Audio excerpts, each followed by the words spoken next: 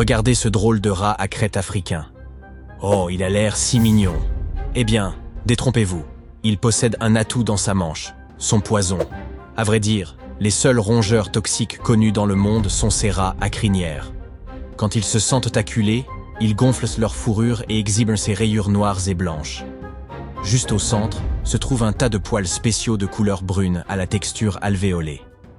Ceux-ci ne sont pas seulement décoratifs, ils sont chargés d'un poison si violent qu'ils pourraient abattre un éléphant. Les rats s'en servent comme d'une armure chimique pour se protéger des prédateurs comme les hyènes et les chiens sauvages. L'Afrique de l'Est connaît depuis longtemps la toxicité du rat à crinière.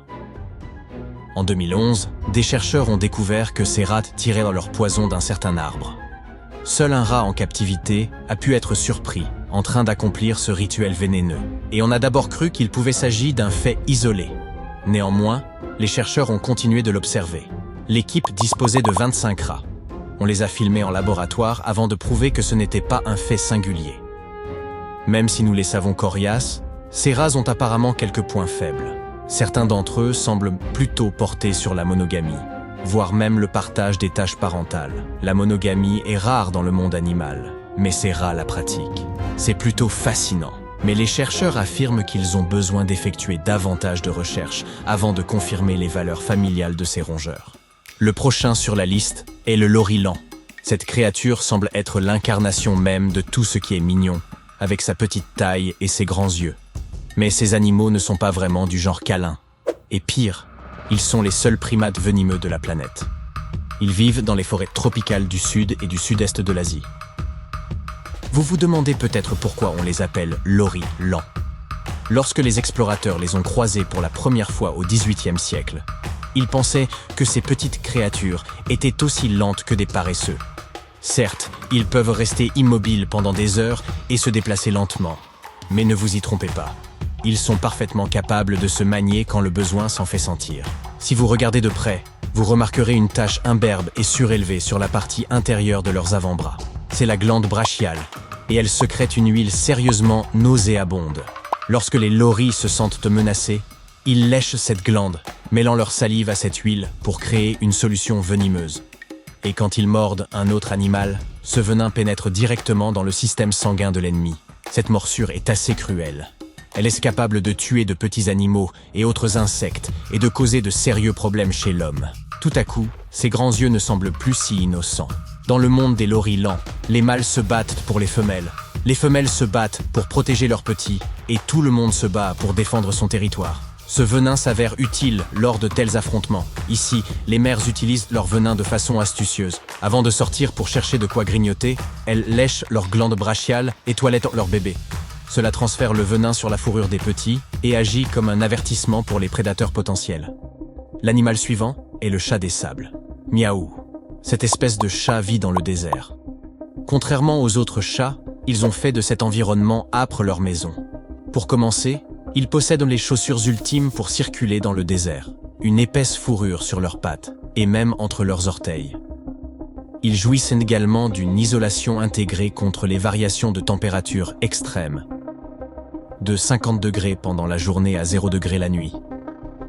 Ils se font même pousser des manteaux d'hiver dont les poils peuvent atteindre 5 cm de long. Les chats des sables peuvent passer des semaines sans boire une seule goutte d'eau. Ils tirent toute l'eau dont ils ont besoin de la proie qu'ils grignotent.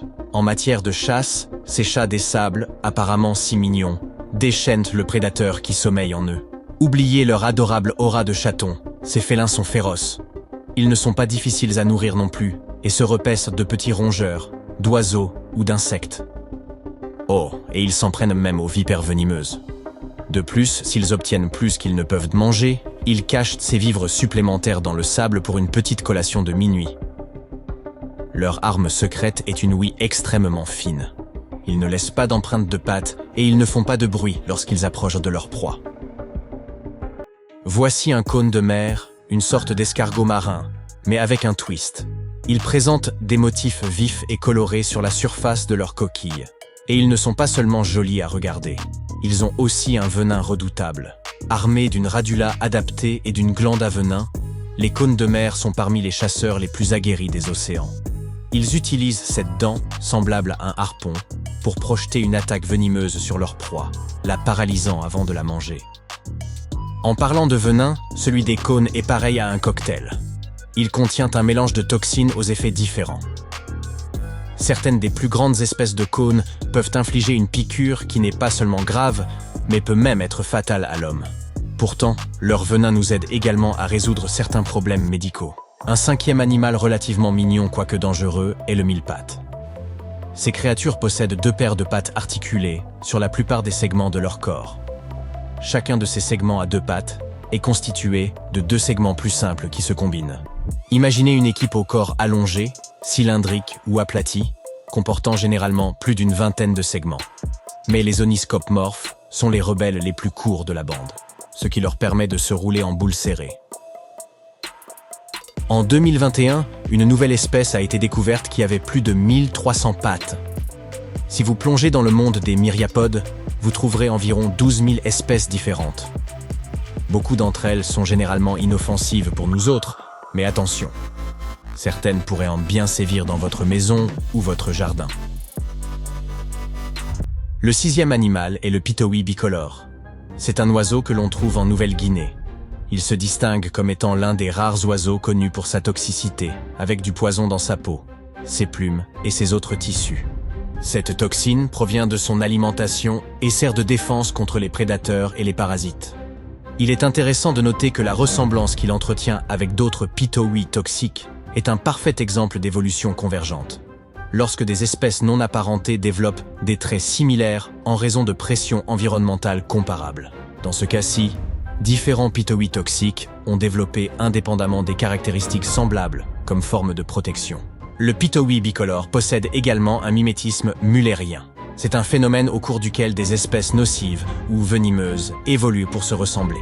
En termes plus simples, c'est comme un groupe d'amis toxiques qui s'habilleraient tous pareils pour que tout le monde sache qu'il vaut mieux les éviter. Par ailleurs, des espèces non venimeuses imitent l'apparence du pitowie bicolore dans un phénomène connu sous le nom de mimétisme bathésien. C'est lorsque des espèces inoffensives ou moins dangereuses évoluent pour ressembler à une espèce plus féroce ou toxique afin de jouir de la même protection contre les prédateurs. Dans ce cas-ci, d'autres oiseaux reproduisent l'apparence du pitowie bicolore, bien qu'ils n'aient pas les mêmes défenses. Ainsi, un oiseau inoffensif arbore un costume venimeux pour éloigner les menaces potentielles. Les ornithorynques ont l'air adorables avec leur épaisse fourrure et leur bec de canard. Mais vous ne voulez pas vous frotter à eux non plus, surtout à la fin de l'hiver, lorsque les ornithorynques mâles deviennent un peu agressifs.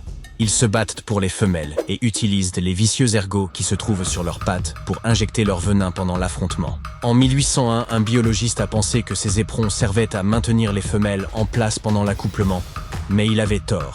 Ces créatures sont plus intéressées par les larves d'insectes que par toute romance. Cependant, la fin de l'hiver est une toute autre histoire. Les mâles se battent, injectent leur venin et les perdants s'en trouvent paralysés. On a recensé des cas où ils s'en étaient même pris à l'homme. Mais heureusement, aucun d'eux n'a été mortel. Si un ornithorynque décide de vous piquer, même la morphine n'en soulagera pas les effets et les médecins pourraient avoir besoin de retirer les éperons de votre blessure à la main. Aïe! Faites également attention aux poissons globes. Ils ont beau être adorables, mais ce sont les seconds vertébrés les plus toxiques au monde. Leur foie, leurs yeux et parfois leur peau contiennent de la tétrodotoxine. C'est une substance qui leur donne un goût infect et peut être mortelle pour les poissons. Elle présente également une menace sérieuse pour nous, car cette toxine est jusqu'à 1200 fois plus violente que le cyanure. Un seul poisson globe contient suffisamment de toxines pour tuer environ 30 adultes, et il n'existe aucun antidote connu.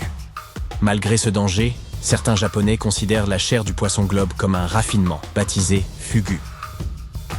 Les cuisiniers formés à cet effet sont parfaitement conscients qu'un geste de travers pourrait facilement leur faire fermer boutique.